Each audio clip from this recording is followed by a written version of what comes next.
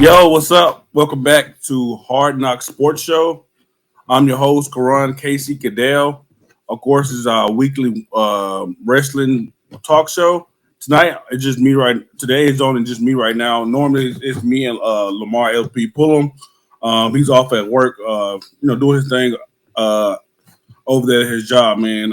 Shout out to him and his comedy career, Title Town TV, which we own together, which is the collaboration show for this show. Um, Today we'll be talking about the WWE draft, just reviewing it, talking about some of my top picks, what should be changed about it. I know a lot of people were very upset of the format, and they didn't utilize the format to the best of its potential. There was a lot of great moves, and a lot of moves that were very surprising and unsurprising. NXT call up, I feel like that's probably one of the best part of the whole draft with the NXT call up. A lot of guys and girls were very deserving of being called up. So let's go ahead and get into it. First up, we're going to talk about is some of the most notable picks for each roster. Of course, the champions were protected, so they stayed on the brand that they were, which I really like. I know some people were hoping for the surprises of the mid card champion, a surprise from the mid card champions swapping over, or maybe the women's champions. Now that Becky's champion move over to SmackDown, have Bayley separate from Damage Control. Things that matter.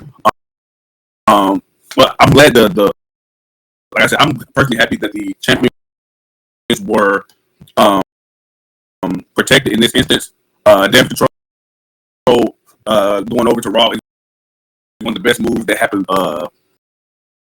in this draft. I honestly wanted to separate Bayley and Damage Control. That storyline has been going along for a long time.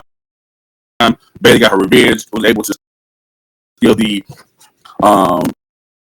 women's championship from Io Sky, of course, at WrestleMania, which she totally deserves. She's one of the greatest women's champion of all time, especially on the Blue Brand SmackDown. Io Sky, Dakota Kai, Asuka, and Kairi Sane, the Kabuki Warriors, the current women's tag champions. Moving over to Raw, added some depth to that women's locker room. Was already missing Rhea Ripley. Of course, they crowned a new champion, Becky Lynch, last Monday night. In that Battle Royale, a lot of people not too happy about that pick. I love that pick. I think she's the old reliable. Of course, she has a best-selling book right now, so she's truly a star that they can truly depend on without having to worry about getting someone like Liv Morgan, who isn't totally over with all the fans. A lot of fans are kind of like Cody Crybabies, are begging and pleading for Liv to do all these great things, but she hasn't showed up and did anything when they were put in the positions, or she's often injured. And so I haven't fully bought into her yet. I was hoping that Nia Jackson would have won that Battle Royale. I think she deserves a decent run for the championship. We knew what she did years ago, which was the Raw Women's Champion. Was more of a transitional champion for a feud with Alexa Bliss, her former best friend. So I think that Nia Jax, the work she's put in the last few months since she came back, her feud with Becky Lynch, Rhea Ripley, her face off with Jay Cargill, all those sort of culminated in her winning the championship. Becky's not a bad option. Like I said, I completely understand it. I was just really rooting for Nia Jax. And speaking of Nia Jax, her move on to SmackDown with the Bloodline, who she's apparently related to. So maybe add the women to that, to the Bloodline, add more layers to that story, not just the men always fighting amongst each other, but you have got women like Naomi, who's now back in WWE, who is actually in the triple threat match for Bayley's women's championship with Tiffany Stratton as well.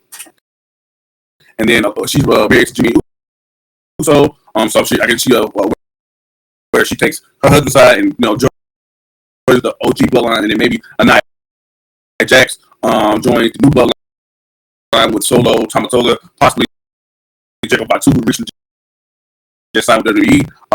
So just add more layers to the bloodline storyline. There's some dream matches. I would love to see Dan McShaw back over to them. I'm kind of going back and forth, but Io Sky versus Live Valkyria, which I would love to see that matchup. Live Valkyria was called up when I was called up earlier. I really thought that she really deserved to be called up. She was NXT Women's Champion. She has fought, only last year, so the cream of the crop of NXT women. Roxanne, Becky Lynch, of course, Tiffany Stratton, who she was briefly mixing up with, doing her feud with Becky Lynch. The cream of the crop, man. The NXT women's locker room is filled with a lot of good great women, and so Live Valkyria moving on up to the main roster, added some freshness to it. Get name out was a huge start for her. Some more dream matches I have for Damage Control. Io Sky versus Bayley, Oscar versus Bayley, which we've seen in the past before. Not Bayley. Becky, Oscar versus Becky. Kairi Sane versus Live Valkyria. Kairi Sane versus Leah Morgan. Kairi Sane versus Rhea Ripley whenever she comes back. So, like I said, Damage Control moving over to Raw was huge get for them. Dragunov being selected to Raw. We see him last week. There's a brief matchup with new SmackDown superstar Shinsuke Nakamura. Shinsuke moves over to SmackDown. I would love for them to run it back and maybe have a longer contest. Maybe it's for something, maybe a championship, no more contendership. I do love to see Dragunov wrestle. He's so good. And if there's up there, he might join Imperium. But I really love him as a threat to Imperium. I would love to see Dragunov along with Newscast Republic go against Imperium in a 6-man tag. But we now know that Giovanni Mitchell is no longer with Imperium, and now is over on SmackDown, so it's probably not going to happen anytime soon. Kenna James also was drafted to Raw. Along with Live Valkyria versus the Raw Women's Locker Room. Didn't win the championship in NXT, but she could be like the Nia Jax, the Bianca Belair, who didn't win in NXT, but was able to have success on the main roster. Dijak, one of those guys who's been in NXT for a very long time, and finally got his call up. Well, of course, he caught up with the Retribution Group as T-Bar, but him as himself, Dijak, Hardcore Justice, as he called himself in that Raw locker room, versus up there. Intercontinental Championship scene immediately, mid-card scene immediately gives Sami Zayn some press opponent. It's not always Bronson Reed, Alvar, Chad Gable. You got Dijak, Dragunov could mix it up with them. Braun Breaker, who traded over to from SmackDown to Raw. I'm gonna consider him a call up. He wasn't on SmackDown very long. I'm gonna consider Braun as a call up. But then moved over to SmackDown. Another lady kind of like Kiana Jordan, Kiana James didn't win championships in NXT. Was close to winning the NXT UK championship against Makio Satomura. I think she was next up if that promotion did get shut down. That brand did get shut down. Carmella Hayes had some brief appearances on SmackDown during the US title tournament. He's on SmackDown full time. I can't wait to see him mixed up in that US title scene. Him versus Logan Paul will be a banger. Him versus KO, Randy Orton, LA Knight, all of the killer. And then last caller for SmackDown, Baron Corbin was back on the Blue Brand after a couple years so away from the main roster. And of course, we know what he did when he first got called up from NXT years ago, winning the Money in the Bank and unsuccessfully cashing in on Jinder Mahal because of John Cena. Hoping this refreshes him after being in NXT for the last year or so. I was hoping him and Braun Breaker would stay together and be a tag team. They were a great tag team.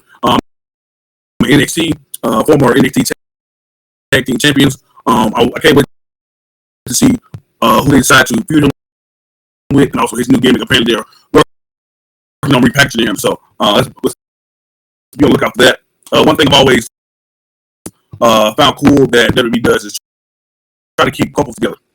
In one instance, Indy and Candice, immediately after the next round, DIY, of course, who this Johnny Gargano tag team with Tommaso Ciampa over on now also on SmackDown. Austin Theory is also on SmackDown as well with his partner Grayson Waller. So there could be a wave reunion. We know Grayson Waller and Austin Theory has had the up and downs since they've been tagging together in this alliance. We saw at Elimination Chamber in Australia, Grayson Waller watched his friend Austin Theory get beat up doing their segment, and I don't see them being tag team very long. I don't see them being together very long, and so they wanted to bring the weight onto the main roster. I haven't, Tommaso Ciampa turn on Johnny Gargano, or vice versa, and then the same for Theory and Waller. Have one of the guys turn on each other and get the way back on WWE programming on the main roster. That haven't yet to be seen just yet. It's a cool faction. It's kind of different from a lot of factions. It features 2 women and 2 men. I'll probably agree with Dexter Lumis, which he wasn't drafted in the draft, but I hear rumors of him possibly debuting with Wyatt 6 as one of those characters, maybe the Buzzard. I can't remember exactly who he placed it with in the fan theories. The Pride was also drafted to SmackDown with Bianca Belair. Of course, she's just part of the Big Three faction with Naomi and Jade Cargill. The Pride features B-Fab. I would love to see a switch where Bianca takes that spot from her. B-Fab is now truly a wrestler. She's more of a ballet manager type, and so Bianca Belair could do both. Really, she really could do both. She could really be a manager and always be there, extra hand. And they were going to battle with maybe a Final Testament. Scarlett. Little you guys know, Scarlett Bordeaux is a decent hand in the ring. So her versus Bianca could be a thing, or Legado del Fantasma. She can mix it up with Alexa Lopez, who was yet to really break out as a wrestler just yet.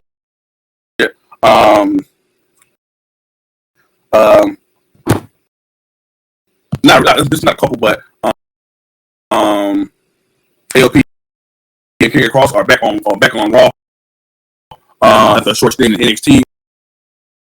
I was really hoping to see them back down in NXT. AOP and Karrion Kross, respectively, are both in their divisions the top guys in NXT. Karrion Kross is one of the greatest NXT champions of all time.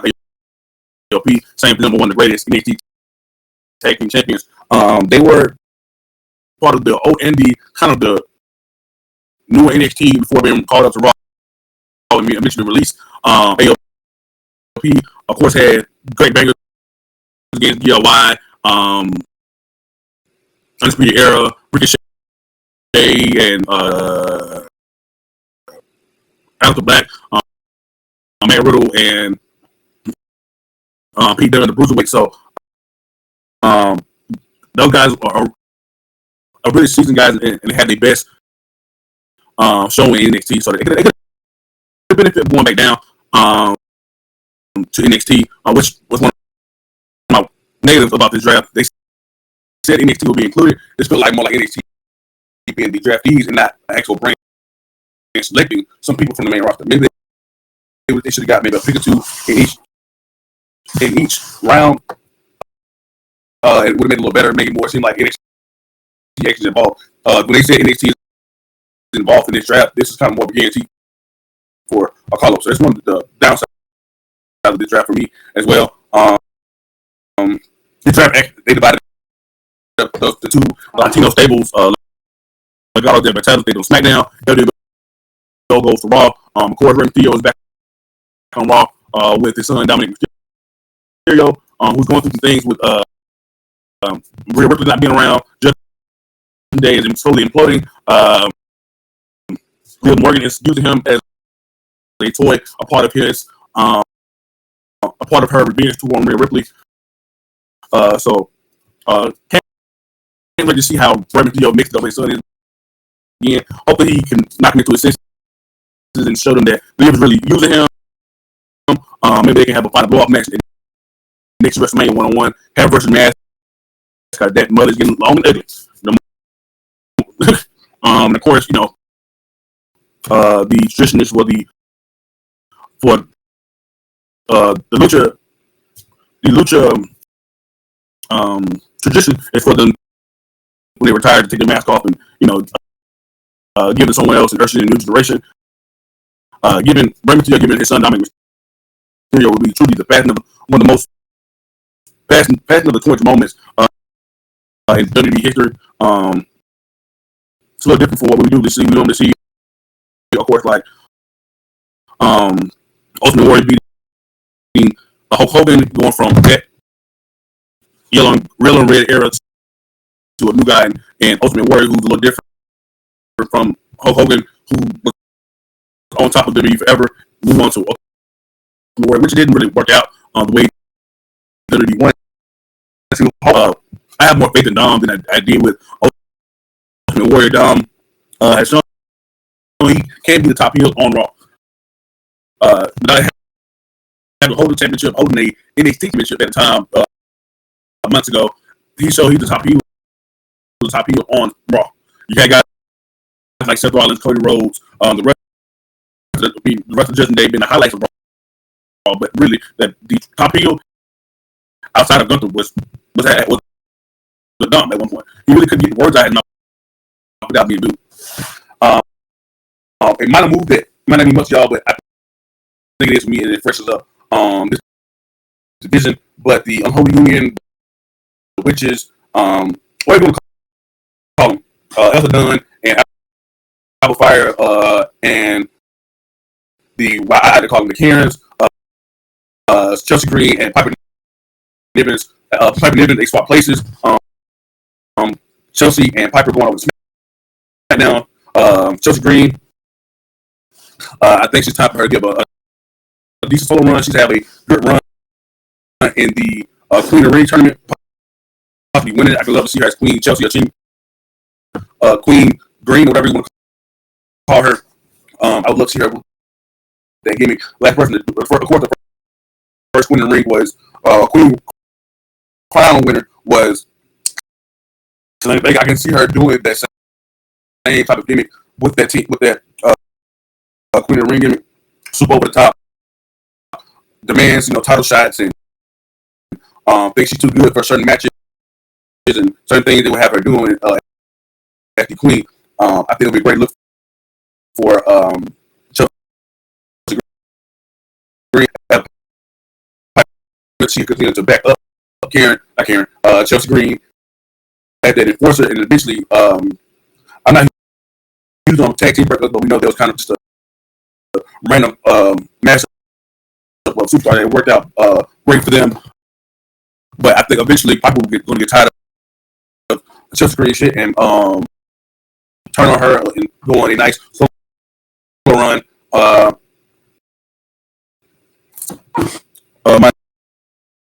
So here's some of my downs. Judgment Day fell in the draft without Rhea Ripley. Really showed the star power of Rhea Ripley. If Rhea Ripley was still on Monday nights consistently without being injured, they would have been one of the top picks in the draft easily. You have Damian Priest as world champion, Rhea Ripley as women's champion, Finn Balor, who's a former tag team Tag Team Champion with Damian Priest, who just lost night one at the championship without being pinned in night one. So Finn Balor should be on top of the totem pole. Dominic, who is injured right now, so I understand that also adds to their fall, and then JD McDonough is really a glorified drama in his current role.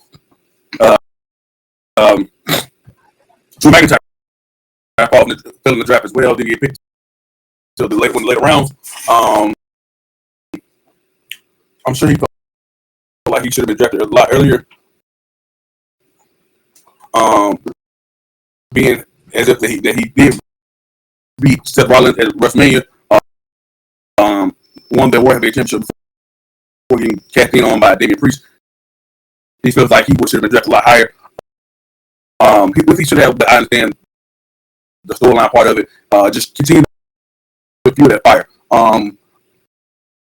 Bold prediction, I'm hoping that he wins the Money in the Bank and cashes in on Damian Priest and gets some revenge, man. And then he just signed a new extension with WWE, so they're going to eventually reward him with something. And so I think that's how you get that. If not, Finn Balor will be another guy to that could possibly dethrone Damian Priest.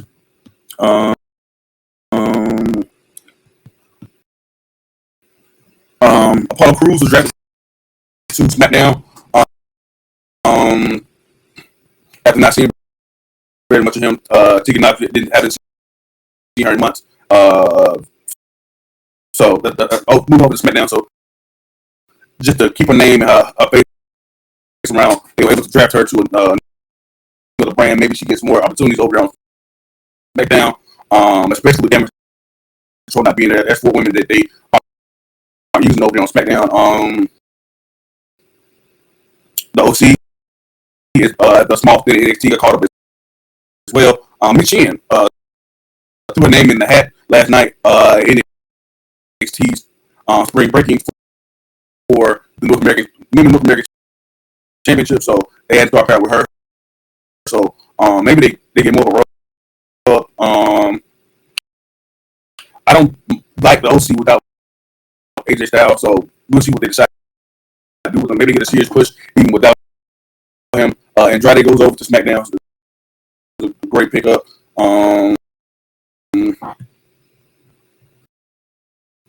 Everything else pretty much stayed the same. I mentioned Shein earlier.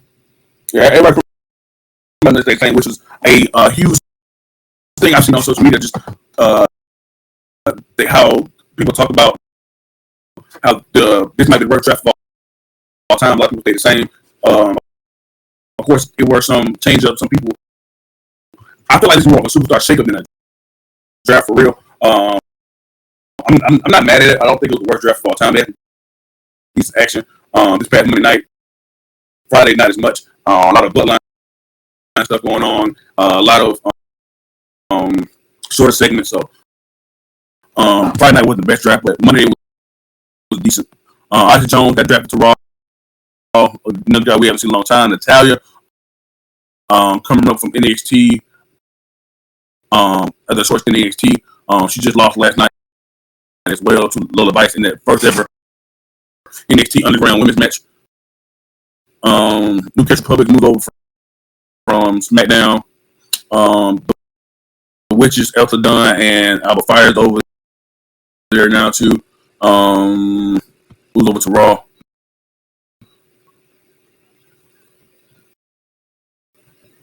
Braun Strowman came back.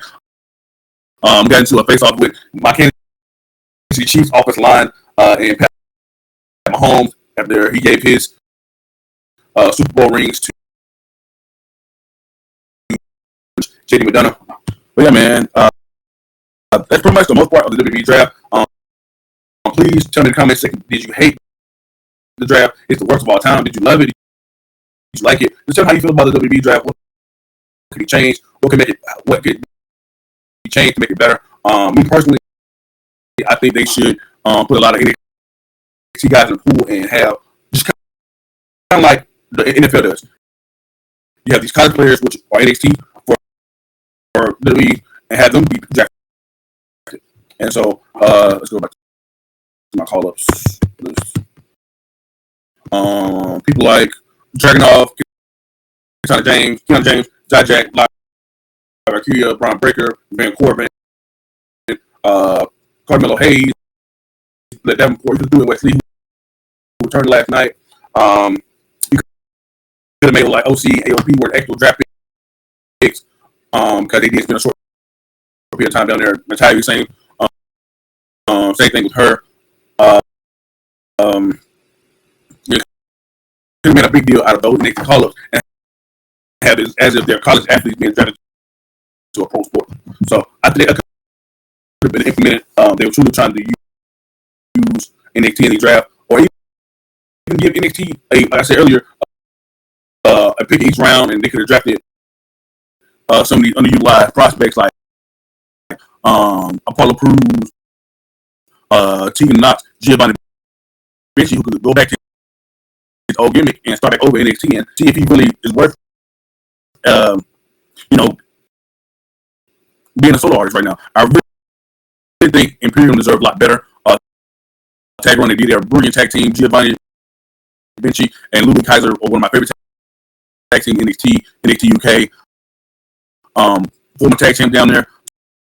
So I don't see why he didn't make it on the main roster. That move to kick Giovanni Vinci out of Imperium felt very Vince McMahon like. Which I'm not gonna, hold, Triple H accountable for just yet.